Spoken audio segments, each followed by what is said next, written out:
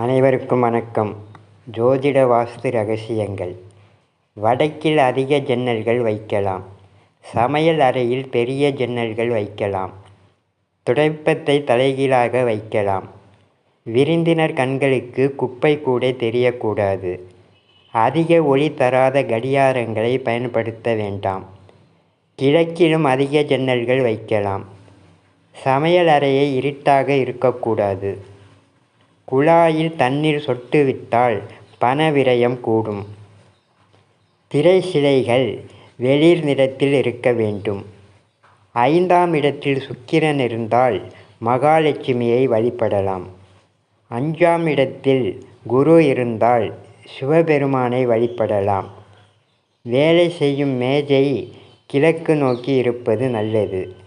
கதவுகள் திறந்து மூடும் போது சத்தம் வரக்கூடாது. நன்றி, வணக்கம்.